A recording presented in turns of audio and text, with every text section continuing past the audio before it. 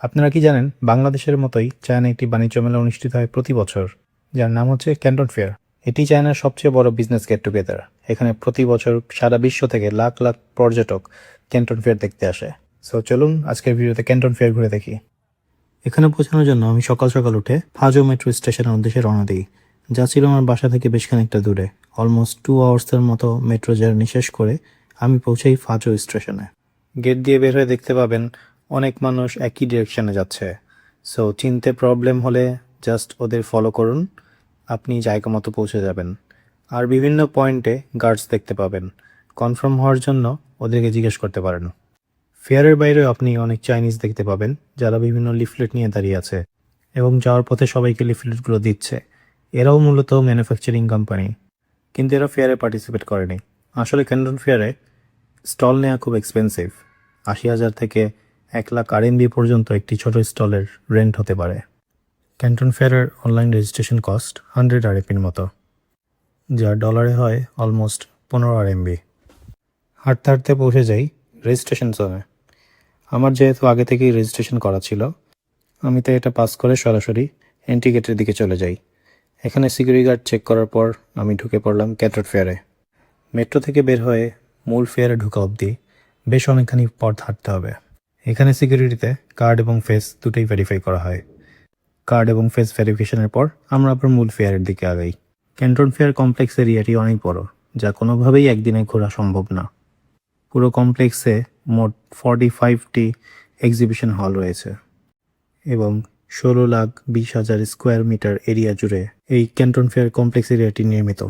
আর বিভিন্ন ইন্টারনেটের সোর্স অনুযায়ী এখানে 73,000-এরও বেশি স্টল বসানো হয়। এখানে ABCD মূল 4টি এরিয়া নিয়ে 45টি এক্সিবিশন হল রয়েছে। মূল ফেয়ারে ঢোকার পর আমার প্রথম চোখে পড়ে ফুড কোর্ট। যদিও এখানে আমার খাওয়ার মতো তেমন কিছু ছিল না, কারণ অনেক খোঁজাখুঁজির পরও আমি এখানে কোনো হালাল মুসলিম রেস্টুরেন্ট খুঁজে পাইনি। তাই এখানে কিছু ট্রাই না করেই আমি ঢুকে পড়লাম মেইন ফেয়ারে। যেহেতু জায়গাটি অনেক বড়, এখানে হারিয়ে যাওয়া অথবা বারবার একই জায়গায় ঘুরে আসার চান্সেস অনেক হাই।